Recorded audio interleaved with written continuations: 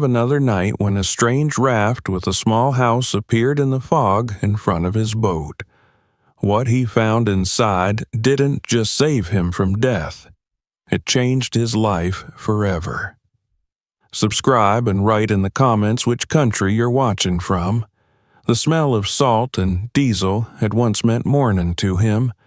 It had meant that the day was beginning, that the harbor was waking, that the ropes would creak and the gulls would scream over the water as men pushed their boats away from the pier. Now it meant nothing. He sat on an overturned fish crate near the edge of the dock and watched the others go out, their silhouettes steady and confident as they cut through the pale fog. Nobody looked at him. Nobody needed to. He was no longer a part of that quiet procession that defined the rhythm of the village. He was only a man with nowhere to return to when the boats came back. His jacket was stitched together from two different coats, one darker than the other, the seam jagged and uneven along his shoulder. The sleeves were frayed where his hands had rubbed against nets and wet rope. His fingers were split and raw, the cracks white with dried salt. In the old days, he would have wrapped them in clean cloth before heading out, but cloth was something you saved now, folded carefully in the bottom of his torn bag. That bag held everything he owned. A rusted knife with a handle worn smooth by years of use. A photograph so faded that the faces were barely visible, only the suggestion of smiles. A wooden hook his father had carved for him when he was a boy, too small to be useful anymore, but impossible to throw away. When the wind came off the water, he pulled the jacket closer around himself, not for warmth, but out of habit, as though the gesture still meant protection. He had lost the house in pieces rather than all at once. First, the motor on his boat had failed, coughing and dying in the middle of the season when the shoals were thick and the prices high. Repairs had cost more than he had, so he had borrowed. Then the storms had come early that year, tearing nets, driving fish deeper, keeping him tied to the pier while his debts grew. There had been a sickness in the family, too, the kind that does not care how much money you do not have. Bills had followed, neat and official, each one heavier than the last. By the time the men with clean shoes arrived, carrying paper that smelled of ink and authority, he had already sold most of what mattered. The table he had built himself from driftwood planks, the chair his father had sat on in the evenings, the radio that had filled the small house with voices from beyond the bay. They were gone before he understood that the house itself was next. The day he went back after the locks were changed, he stood in front of the door longer than he had expected. It was not that he hoped it would open for him. He only wanted to look. Someone had ripped the shelves from the wall, leaving pale rectangles where the wood had been shielded from smoke and years of cooking. On the floor were the round marks left by the legs of the table, darker than the surrounding boards, as if the house remembered even if it had been forced to forget. He tried the handle out of reflex and felt the cold refusal of the metal. The man behind him had been polite, almost apologetic, as he told him that he had 5 minutes to take what was left. He had chosen the photograph and the hook and nothing else, because everything else had already been taken in ways that did not leave anything you could hold.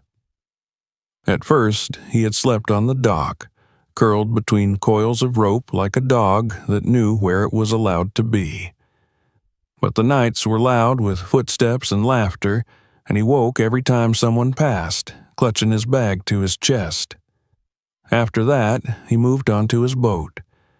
It was old, scarred by years of waves and careless landings, but it floated, and it was still his.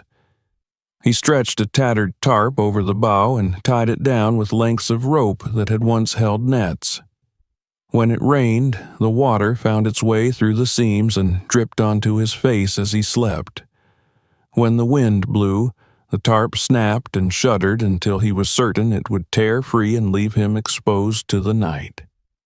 He learned to choose his mooring carefully, to find places where the pier blocked the worst of the gusts. He learned to light a small fire on the shore in a dented tin, just enough to warm his hands and dry his clothes, careful never to let anyone think he was camping where he should not. The days passed in a narrow pattern, out before sunrise to fish where the others no longer bothered to go, close to shore where the water was shallow and the catches small, back to the market with a bucket that was never full enough.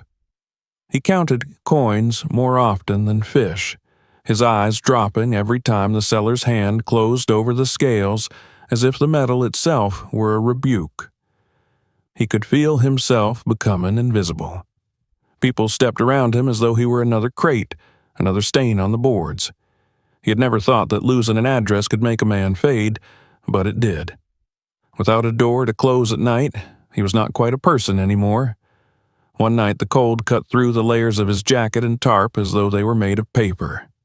The sea was restless, slapping against the hull with wet, rhythmic sounds that echoed inside his chest. He lay on the hard boards and watched his breath turn into faint clouds above his face. The thought came quietly, not as a shout, but as a suggestion. If the boat were to drift, if the current were to pull him just a little farther than usual, perhaps he would not fight it. Perhaps the water would decide for him what he could not bring himself to decide. He did not sit up in alarm when the rope creaked against the cleat. He only listened, his hands resting uselessly at his sides. Later, long after the thought had faded into something like shame, he went out again when most men were already home. The clouds were low and heavy, pressing the light down until the world felt smaller. He rode without direction, letting the familiar landmarks slip behind him. The water was rougher than he had expected, the wind sharp against his face. Once or twice he loosened his grip on the oars just to feel how easily they could fall from his hands. Each time his fingers tightened again without asking him. The storm came suddenly, as it often did in those waters. The first hard drops of rain were like thrown gravel, stinging his skin and blurring the horizon.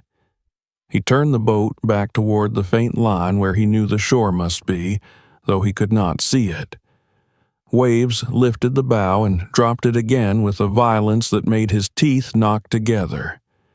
He was wet through in seconds, the jacket heavy and useless. Somewhere in the gray confusion ahead of him he thought he saw a shape, darker than the rest, something that did not move like water. He told himself it was nothing, that exhaustion was making him imagine things, but he kept rowing toward it anyway, because there was nothing else to do. The silhouette did not disappear. It grew clearer as he drew closer, resolving into lines that made no sense at first. It was not a rock, not a buoy. It was too wide, too solid. A wall rose from it at an angle that suggested a roof. He blinked rain from his eyes and leaned forward, heart hammering for reasons he could not name. In the middle of that, he was no longer thinking about ropes loosening or currents pulling him away. He was thinking only about that impossible shape in the fog, and about how he was moving toward it, whether he wanted to or not. The shape ahead of him refused to dissolve back into rain and imagination. Each time the bow of his boat rose on a wave, the dark mass seemed to lift with it, stubborn and heavy, as if the sea itself were holding on to something it had not yet decided to release. He wiped his eyes with the back of his hand, smearing water across his face, and leaned forward until his knees pressed against the damp boards. The wind tore at his patched jacket and flung cold needles of rain against his cheeks, but he no longer felt them. The thing in front of him was too strange to ignore. It had edges, lines that did not belong to the chaos of a storm. There was a slope where no wave should slope, a shadow that did not move like water. For a moment, he thought of turning away. The sea was full of traps, especially after storms. Driftwood could hide a broken mast, nets could coil like snakes under the surface, and there were stories of men who had come too close to floating wreckage and been pulled under by lines that had wrapped themselves around their ankles. He told himself that he had nothing to gain by approaching it. He was tired, soaked, shaken from the cold, and his arms were burning from fighting the oars. But another part of him, the part that had not loosened its grip on the oars earlier that night, would not let him turn. He had learned to trust his eyes more than his thoughts, and his eyes were telling him that whatever this was, it was not ordinary. He slowed his strokes and circled at a cautious distance, letting the boat drift sideways with the wind while he took in as much as he could. The object was broad, wider than his boat, and it rode the waves with a steadiness that made his own craft feel like a toy. Beneath the dark slick of rain-soaked wood, he could see lighter shapes, rounded forms that suggested barrels or blocks. They dipped in and out of view as the water heaved, and he understood then that the thing was not a single piece of debris, but something built, something meant to float. And above it all, rising like a stubborn defiance of the storm, was a small structure with walls and a roof. A house, or something close enough to one that the word forced itself into his mind. He drifted closer, the side of his boat nudging against a jutting corner with a dull thud that made him flinch. The surface was rough under his fingers, the wood swollen and splintered by salt. He reached out and found a rope looped around a makeshift post, its fibers stiff but intact. His heart was pounding now, not with fear, but with the peculiar intensity that comes when you realize you are standing at the edge of something that might change everything, even if you cannot yet imagine how. He tied the rope around his own cleat, hands clumsy with cold, and for a moment the two crafts tugged at each other like reluctant animals before settling into a shared rhythm. The rain softened into a steady whisper, as if the storm were growing tired. He climbed onto the platform, feeling it shift under his weight, and was surprised by how solid it was.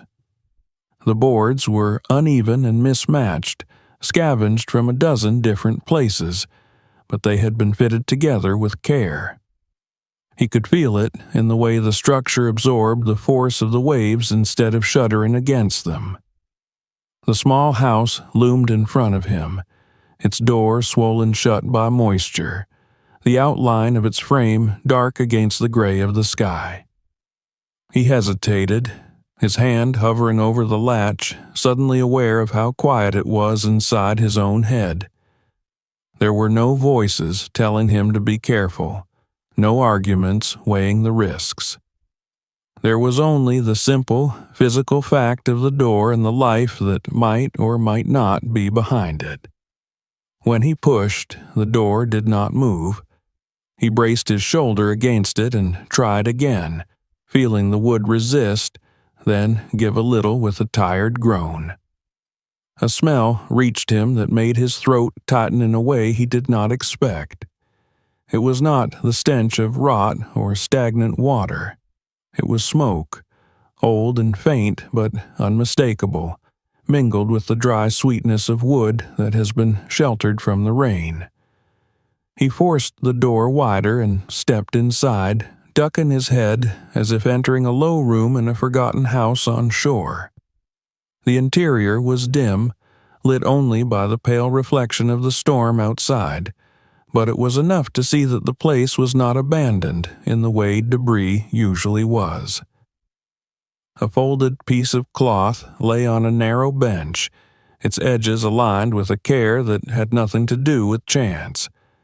A tin cup hung from a nail, swaying slightly with the motion of the waves. There was a sense of pause in the air, as if the person who had lived here had only just stepped outside and might return at any moment. His breath came in short, uneven pulls as he stood there, waiting for some other shoe to drop, for the revelation of a body or a trap, or some sign that this was all a terrible mistake. Nothing happened. The silence held, heavy but not hostile, and he realized that he was alone. The relief that followed was as sharp as fear, leaving him weak at the knees.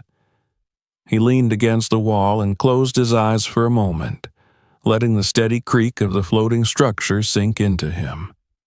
When he opened them again, he began to look more carefully, to let curiosity replace the adrenaline that had carried him this far.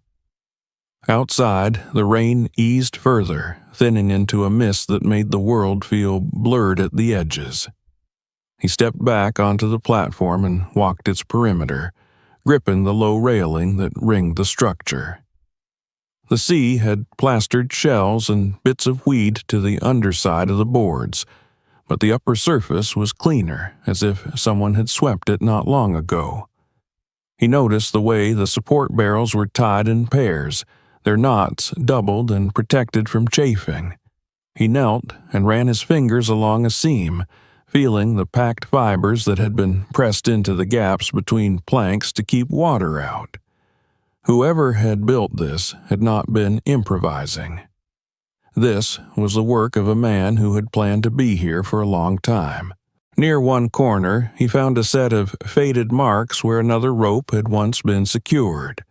The wood was worn smooth in a shallow groove, telling a story of tension and movement, of a line that had been tied and untied many times. It suggested that the house had not always been at the mercy of currents, that it had been guided, perhaps towed, along a route known only to its owner. The thought sent a chill through him that had nothing to do with the weather.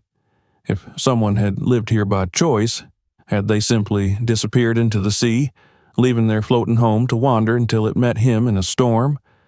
He returned to the door with more questions than answers and noticed, half hidden behind a small cupboard, the corner of a metal box wedged into a niche in the wall. He tugged at it until it came free, its lid sealed with a strip of rubber that had kept the worst of the moisture out.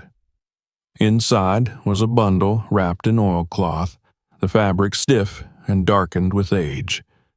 He did not open it then. The storm had not truly passed, and he could feel the platform begin to yaw as the wind shifted. He tucked the box back into its hiding place and went outside to tighten the ropes between the raft and his boat, working with the urgency of a man who knows that the sea will not wait while he satisfies his curiosity. When he finished, he stood for a moment between the two crafts, rain running down his face, and understood that he had already made a decision. He could have untied the rope and let the strange house drift away, carrying its mysteries with it, and no one would ever have known that he had been here. Instead, he tested the knots again, pulling hard until his hands ached, and then climbed back onto the platform, closing the door behind him as the light outside faded. He did not yet know why he was staying, only that the thought of leaving now, of turning his back on this impossible shelter, filled him with a fear far deeper than any the storm had managed to stir. The door closed behind him with a dull, swollen sound, not a sharp click, but the tired meeting of wood that had been soaked and dried too many times. The little room rocked gently beneath his feet, a movement that was slower and more deliberate than the jerking motion of his boat. It felt, impossibly, like standing on something that trusted the sea. He stood there for a long moment, letting his eyes adjust, his breath slow, his mind catch up to the reality that he was inside a floating house in the middle of a storm. The first thing he noticed was the quiet. The rain was still falling. He could hear it tapping against the roof and the walls, but it was softened, filtered through layers of wood and cloth and whatever else had been pressed into the seams. In his boat, Every drop had been a reminder of how thin the barrier was between him and the water. Here, the sound was different, less urgent, as though the house itself were absorbing the violence of the night. He moved deeper into the room, his boots leaving wet prints on the planks. The space was no larger than a shed, but it was organized with the kind of logic that only comes from having to live in a place rather than merely pass through it. Along one wall stood a line of plastic containers, their surfaces clouded with age, but their caps sealed tight. Thin channels, cut from lengths of old pipe and lashed together with wire, ran from a small opening near the roof down into the mouths of those containers. He traced the path with his eyes and understood at once what he was seeing. Rainwater collection. Simple, obvious, and something he had never managed to make work reliably on his own boat because he had never stayed in one place long enough to refine it. He knelt and unscrewed the cap of the nearest container, bracing himself for the smell of stagnation. Instead, there was only the faint, clean scent of water. He dipped a finger in and touched it to his tongue, then hesitated, then swallowed a small mouthful. It tasted of nothing, which in his world meant everything. He looked more closely and found that the water did not flow straight from the roof into the container. Between the two was a squat, improvised column made from a length of pipe packed with layers he recognized. Cloth at the top to catch debris. Beneath that, a stratum of coarse sand, then a layer of darker, finer grains that had to be charcoal, crushed and cleaned by someone who had taken the time to learn how. At the bottom, just before the water entered the container, another fold of fabric probably boiled and dried countless times. It was filtration, not magic, not fantasy, but it was more thoughtful and careful than anything he had ever built for himself. He moved on, drawn by a smell that was now unmistakable. Smoke, old but not forgotten. In the far corner stood a small stove fashioned from a metal drum, its sides punched with neat rows of holes. Stones were packed around its base, creating a barrier between the heat and the wooden floor. Above it, a narrow pipe angled through the wall, dark with soot, carrying the smoke outside. He opened the stove and found a bundle of twigs and splinters stacked with military precision, each piece cut to a length that would fit the cramped space. A jar sat beside it, its lid wrapped in tape, and when he twisted it open, he found the brittle, resinous cores of pine branches, perfect for catching a spark even when the world was drenched. He laughed once, a short, surprised sound that startled him in the small room because it was absurd to find such careful preparation in the middle of the sea. Along the opposite wall were hooks, dozens of them, each holding something useful. Nets folded and hung to dry. Coils of line sorted by thickness. A row of metal tools, their handles worn to the shape of a human grip. There was salt in a sack, kept dry by an inner lining of plastic, and jars of something dark that he recognized as fish preserved in oil. Not luxury, not abundance, but order. This was not the home of a man who had been waiting to die.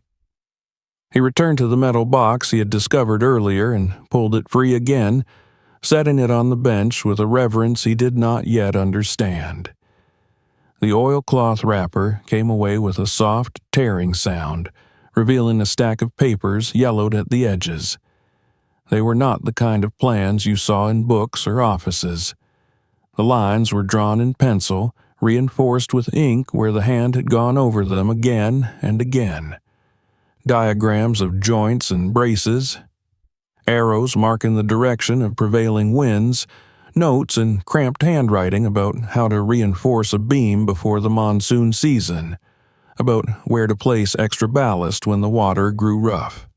There were dates, too, scattered across the margins, a chronology of labor and adaptation. Whoever had drawn these had been learning from the sea, one mistake at a time, and recording those lessons so they would not have to be learned again.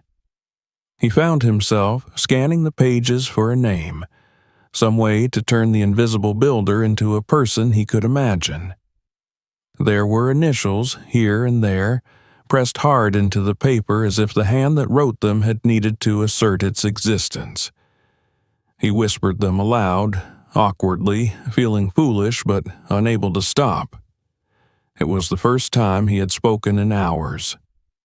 When he finally leaned back against the wall, the storm had dwindled to a low murmur. The house rocked, but it did so with a rhythm that was almost soothing, like breathing. He closed his eyes and let himself sink down onto the bench, the plans still in his hands.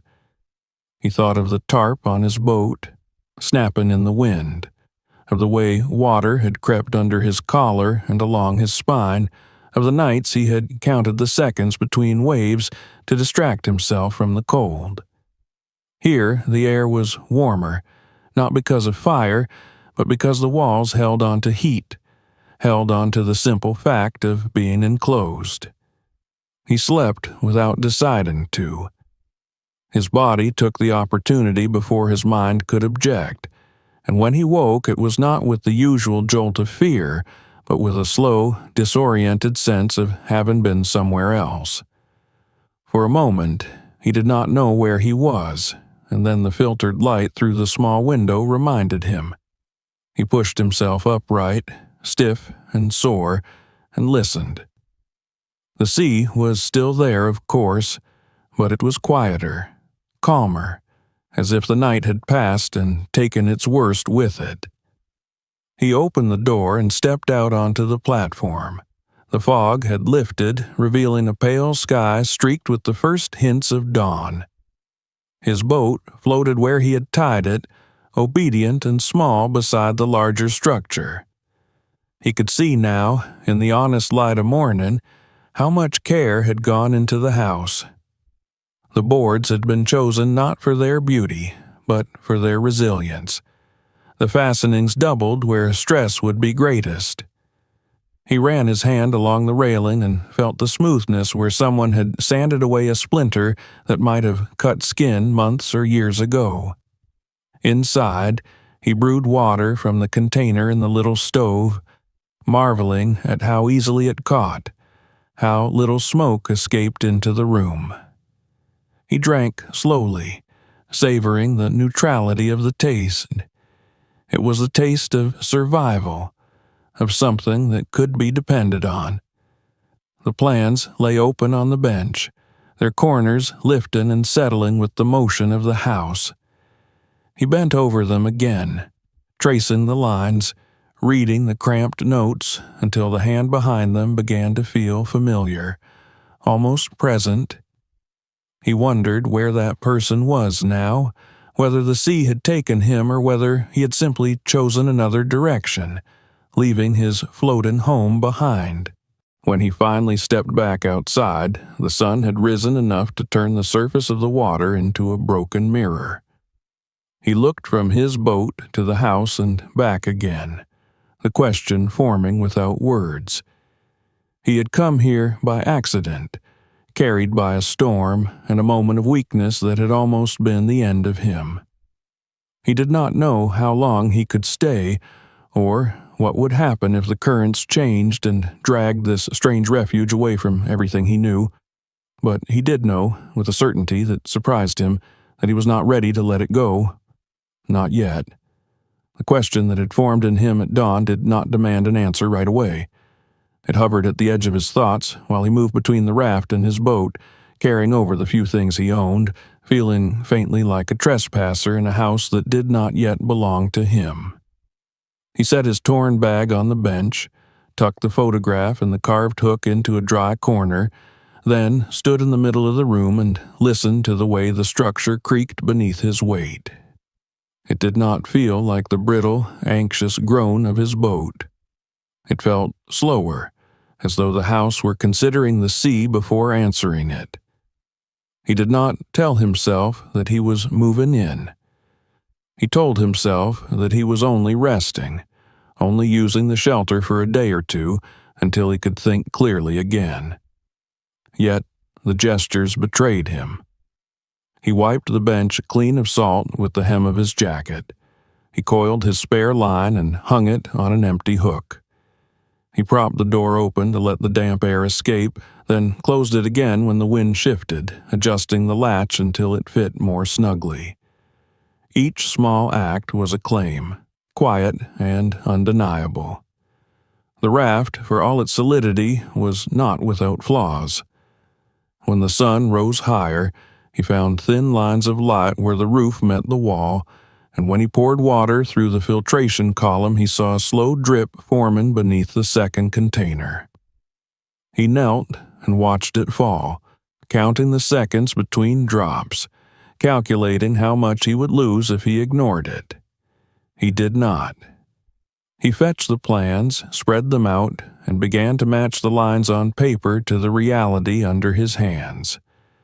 He wedged a strip of cloth into the leaking seam, pressing it in with the handle of his knife, then sealed it with a paste of resin he scraped from the underside of the platform.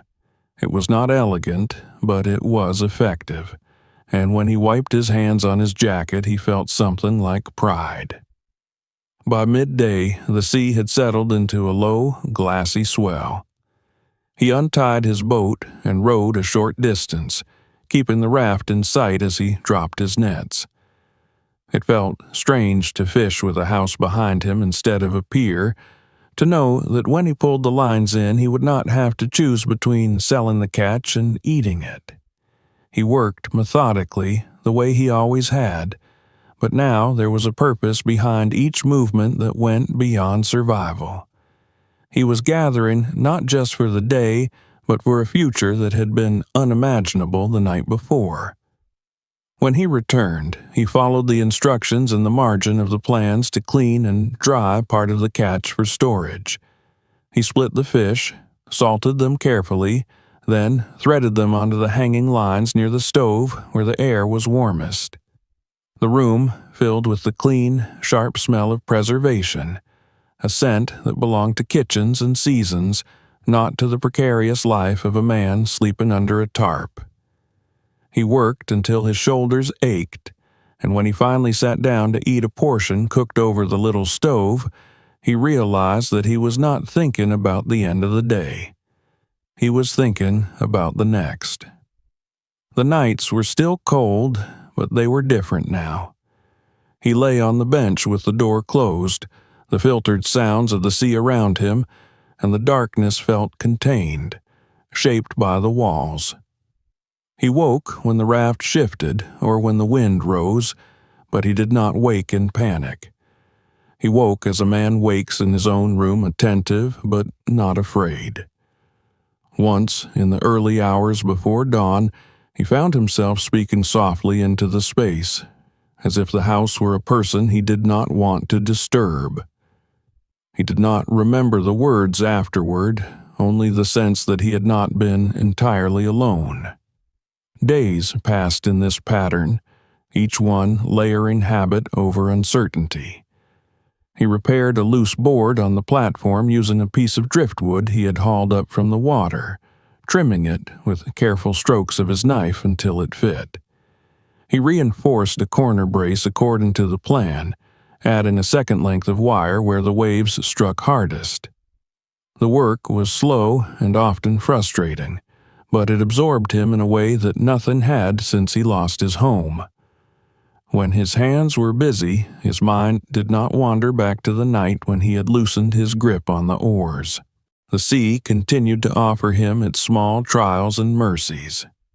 One afternoon, while he was pulling in a net not far from the raft, he saw a shape thrashing weakly in the mesh. At first, he thought it was a large fish, but when he drew closer he recognized the desperate, uncoordinated movements of a dog. Its fur was plastered to its body, its eyes wild with the blind terror of an animal that had been in the water too long.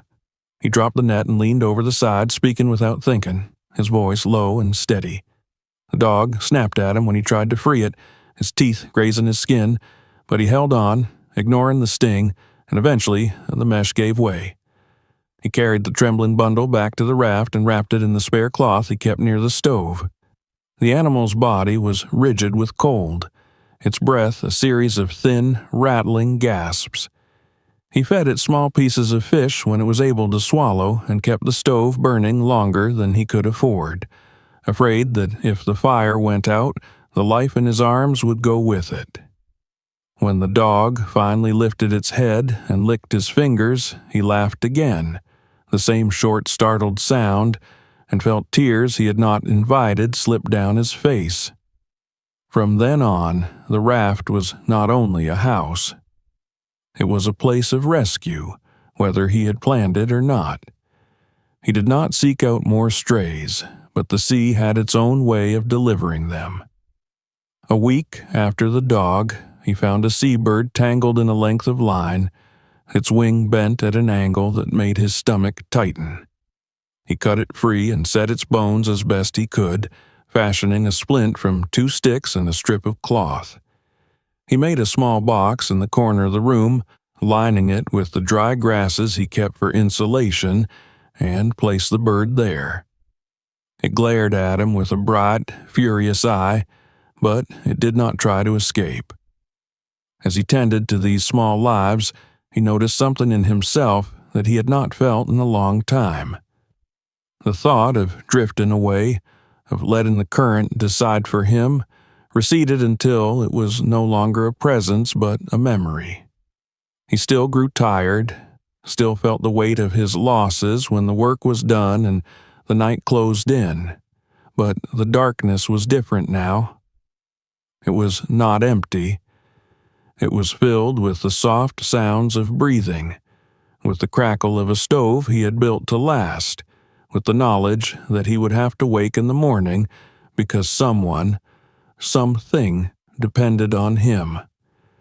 He did not yet know how long this borrowed stability would endure.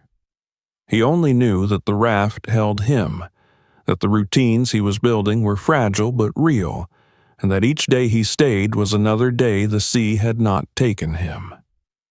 The presence of the dog changed the space in ways he had not expected. It did not move much at first, preferring to curl into itself near the stove, its ribs rising and falling in a rhythm that was still too quick, but the room felt less like a workshop and more like a shelter. When he woke in the mornings now, he reached for the tin cup by instinct and then remembered to set a small bowl of water beside the animal. He tore off strips of dried fish and watched with careful relief as the dog chewed, slowly at first, then with more confidence, as though it were relearning how to trust its own hunger. The seabird recovered more stubbornly. Its eye followed him whenever he moved, a bright, defiant point in the shadowed corner, and he spoke to it sometimes as he changed the bandages, not because he expected an answer, but because the sound of his own voice kept the loneliness from creeping back in. He named neither creature, understanding without quite admitting it that names made things harder when they were lost. The raft became a map of these quiet rescues. He shifted his tools to make room for the bird's box. He moved the drying line so the dog would not brush against the hooks when it finally found the strength to stand. Each adjustment was small, but together they transformed the house into something that no longer felt borrowed. It felt occupied, not just by him, but by a fragile, improbable community that existed because he had happened to look twice at something drifting in a storm. He began to spend more time near the raft than in the market. When he did go ashore to sell his catch, people noticed the change even before he spoke. He no longer smelled of damp canvas and smoke alone, but of clean wood and preserved fish. His clothes were still patched, but his movements had lost their apologetic quality. He stood straighter, and when the sellers haggled over price, he did not accept the first insult with a nod. He had food waiting at home now, water that did not depend on the charity of strangers, and that knowledge lent weight to his silence. There were questions, of course. At first, they were careless, thrown over shoulders as he passed. "Where were you sleeping these days? How are you keeping dry?" He answered vaguely, unwilling to draw attention to something that still felt too fragile to survive scrutiny. But the harbor was a place where news spread as easily as fish scales on a wooden floor, and soon it was not just the regulars who were watching him. A younger fisherman followed him one afternoon as he pushed his boat away from the pier, curiosity plain in his face. He did not speak until they were out of sight of the dock, then asked without accusation where the man without a house had found such steady luck. The older man hesitated, the oars pausing in his hands. He could have lied. It would have been simple to say that the fish had returned or that he had found a new buyer. Instead, he found himself gesturing toward the low line of the raft in the distance, barely visible against the glare. The younger fisherman's eyes widened, not in disbelief but in something like recognition. He did not ask to be taken there. He only nodded once, as if accepting that some things belonged to those who needed them most. It was not long before the sea delivered another test of his resolve. He was checking his nets when he saw a piece of debris drifting close to the raft. A broken plank, at first glance, nothing worth turning toward. Then the plank moved, jerked in a way that wood does not, and he realized that something small was clinging to it. He rowed hard, the dog barking weakly from the platform as if sensing his urgency, and reached down to lift a soaked, shivering kitten from the water. Its claws dug into his sleeve, its mouth opening in a thin, voiceless cry, and for a moment he was back on the dock with his bag of belongings, the weight of helplessness pressing on his chest. He wrapped the kitten in his jacket and held it until the trembling slowed. By evening, the raft held 3 lives that would not have lasted another day without it. He fed them from the stores he had so carefully built, measuring out portions not because he was stingy, but because he understood that generosity had to be managed if it was to endure. He hung new lines to dry the additional fish he would need, made room where there was none, and wondered, not for the first time, about the person who had first imagined this place. The plans were spread open more often now, their margins smudged with salt and fingerprints, and he had begun to notice a pattern in the handwriting. Certain phrases were underlined, written larger, as if the author had been reminding himself of principles rather than instructions. Do not waste. Secure everything twice. The sea is not cruel, it is only honest. Those words followed him when he went ashore and began, cautiously, to ask questions. He did not approach officials or the men who dealt in permits and fees. He spoke instead to the old hands, the ones who remembered when the harbor had been little more than a curve in the shore and a collection of boats pulled up on sand. Had anyone built a floating house, he asked, careful to make it sound like idle curiosity. Had anyone spoken of living off the water alone? Most shook their heads, but a few frowned and stared out toward the open sea, as if searching for something they had not thought about in years. One man finally said a name, quietly, and the sound of it was like a door opening in a dark hallway. The name meant little to him, but the story that followed did not. The man had been a carpenter once, he learned, good with wood and stubborn with people. He had lost his family, the details blurred by time and gossip, and after that he had begun to talk about taking his craft to the only place where no one could take it from him. He had been seen towing something large out past the headland one morning, a shape that looked ridiculous to those watching from shore. No one had seen him return. The knowledge settled over him with the weight of responsibility.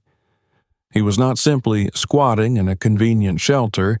He was living in the remains of someone else's final answer to the same question he had nearly asked himself on the stormy night when the raft had appeared. The thought did not frighten him. It steadied him.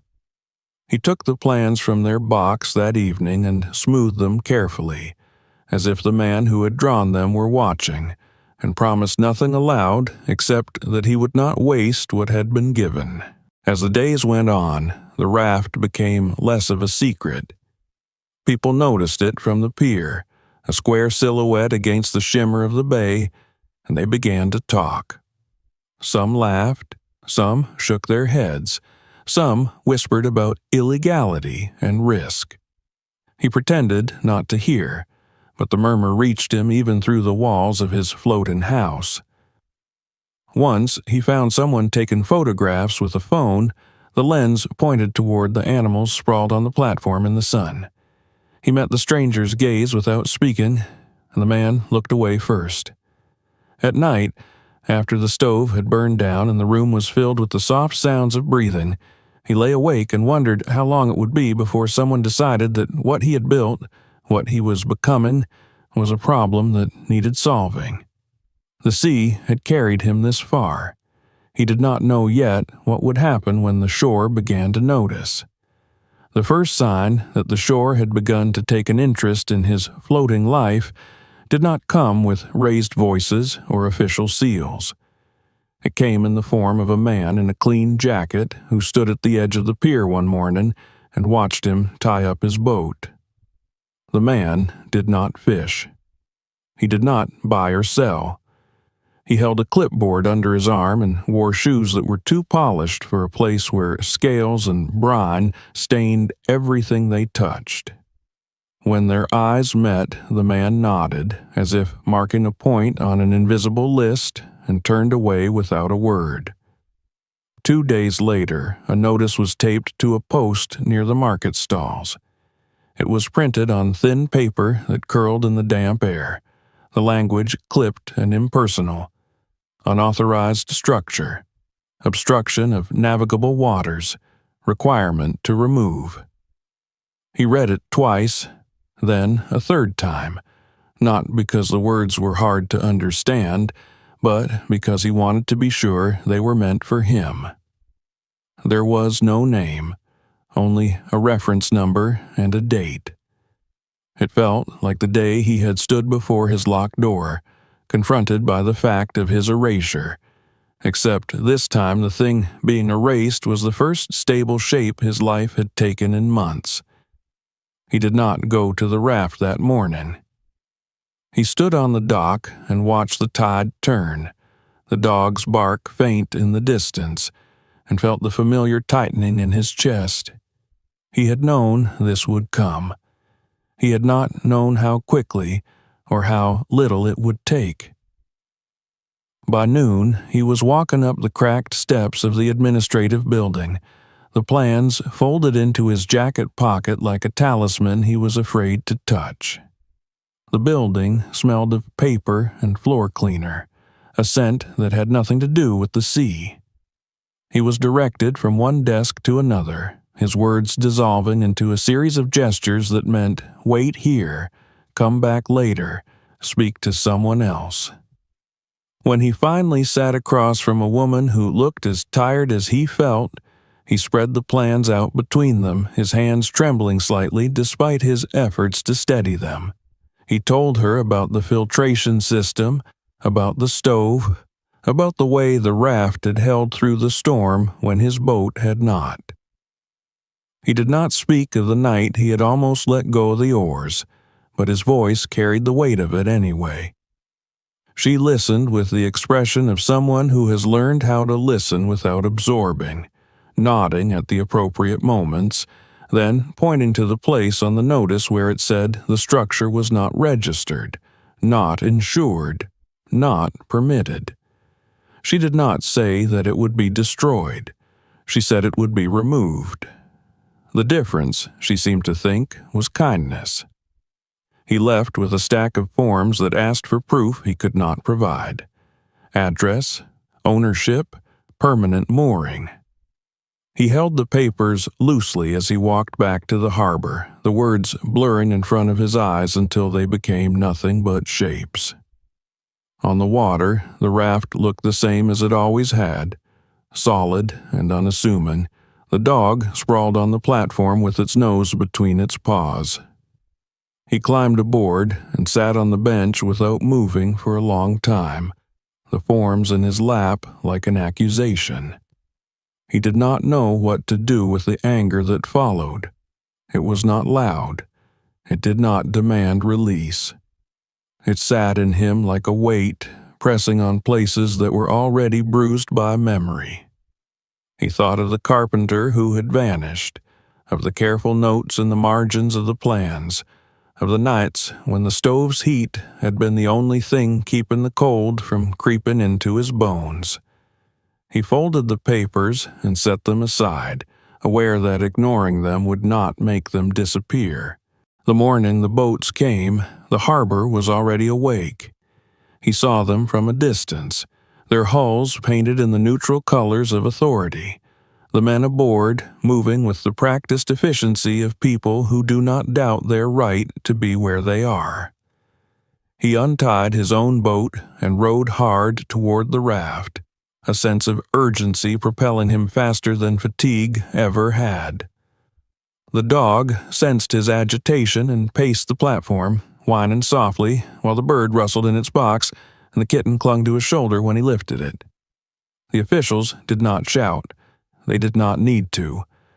They approached with ropes and tools, speaking to each other in the calm, professional tones of people who have reduced a complex situation to a series of tasks. One of them held out a hand in greeting that felt more like a barrier. He said the words he had been waiting to hear since the notice went up. For your safety. For the safety of navigation. Please cooperate. He stepped between the men in the house without quite realizing that he was doing it.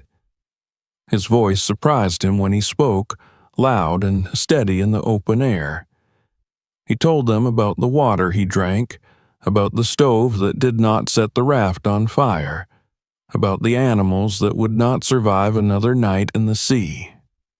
He pointed to the plans, unfolding them with hands that no longer shook, and explained the logic behind every line, every reinforcement, every small decision that had turned a pile of scrap into something that could hold a life. Around them, the harbor slowed. Fishermen paused in the act of mending nets. Sellers leaned out from behind their stalls. Phones came out, raised not in mockery, but in attention. Someone recognized the initials on the plans and spoke a name that carried a murmur through the crowd. The story of the carpenter was no longer a rumor but a shared memory, and it shifted the balance in a way no argument about permits ever could. The men in the boats hesitated. One of them made a call, his back turned, his voice too low to hear. The woman from the office appeared on the pier, her face tight with something like concern. She did not rescind the order. She did something smaller and, in its way, more significant. She said they would review the case. She said the raft would not be towed that day. It was not a victory. It was a postponement. But it was enough to make the air around him feel lighter. He stood on the platform after they left, the crowd dispersing as slowly as it had gathered, and felt the delayed rush of exhaustion. He had not won the right to stay. He had won time, and time, he had learned, was the only thing that could be turned into something else. He sank onto the bench and pressed his face into his hands, the smell of smoke and salt clinging to his skin, and when he lifted his head again, his eyes were wet, not with rain, but with relief that had nowhere else to go. The days after the confrontation felt suspended, as if the harbor itself were holding its breath. No new notices appeared on the posts, no clean jackets returned to stand at the edge of the pier with clipboards tucked beneath their arms. Instead, there were faces he had known all his life appearing at the side of the raft with hesitant smiles and small offerings that they tried to disguise as practical transactions. A man brought a bundle of boards he claimed he no longer needed and left them on the platform as if he were returning borrowed tools. A woman, whose husband had once fished beside him, handed over a sack of charcoal, insisting she had too much and would only have to throw it away. He accepted these things the way he had learned to accept everything else in recent months, without ceremony, but with a gratitude that settled deep in his chest. With help came change, not the kind that erased the raft's poverty, but the kind that made it sturdier without making it something it was not. He replaced a warped beam with one of the gifted boards, trimming it to size with a care that felt almost like reverence. He reinforced the edge of the platform where the waves had begun to wear it thin, layering scrap wood and wire until the whole structure answered the water with a quiet resilience.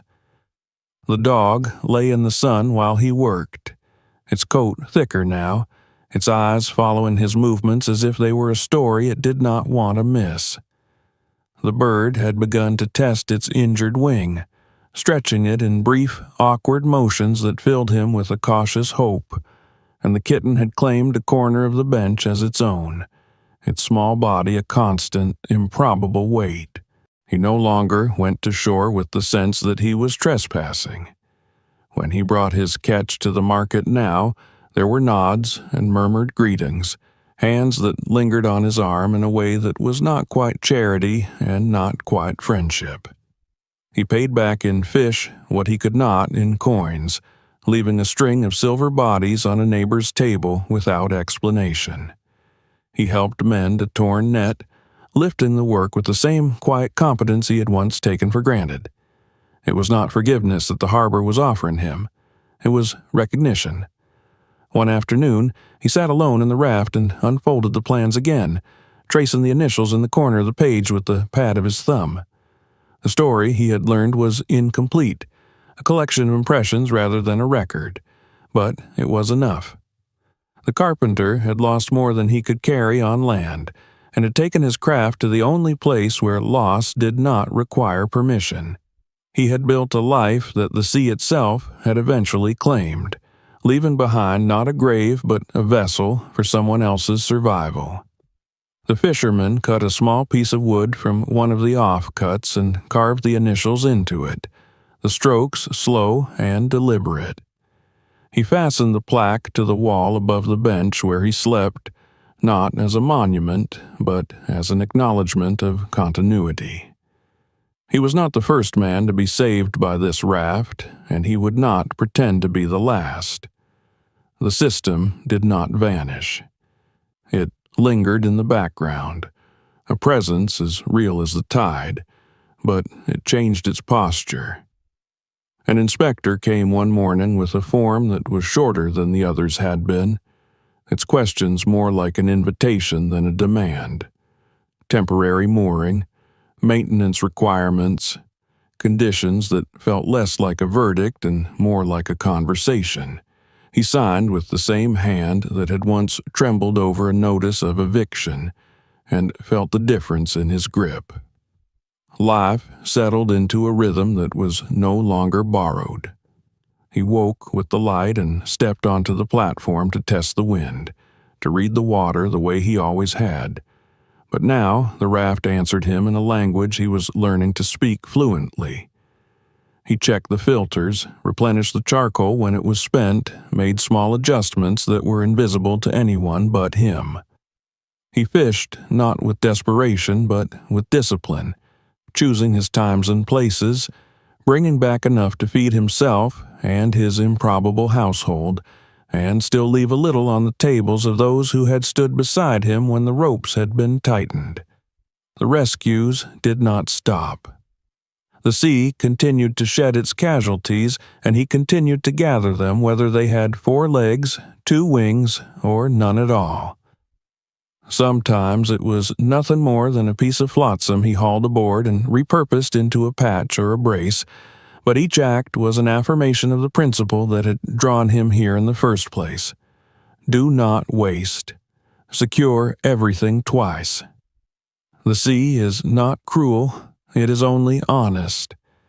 On quiet evenings, he sat on the edge of the platform and watched the harbor lights come on one by one, their reflections stretching across the water toward him like tentative bridges. He remembered the night when he had loosened his grip on the oars and felt the current tug at his boat, and he marveled at the distance between that man and the one he had become. He did not feel triumphant. He felt grounded, anchored not by chains or paperwork, but by a routine that demanded his attention and rewarded it with something like peace. When the rain fell now, it drummed on the roof and flowed into the waiting channels, filling the containers with a sound that had become as comforting as any lullaby. He closed the door and listened to it. The dog curled at his feet, the bird perched on the edge of its box, as if preparing for a flight that would come in its own time, the kitten purring against his knee. The raft rocked gently beneath them all, not a miracle, but a structure of wood and wire and care, and he understood, finally, that a home did not need a foundation in the ground. It needed only a place where you could endure the night and wake with the intention to live the day that followed. Subscribe now so you don't miss what happens next, watch the upcoming videos, and share this story with everyone who still believes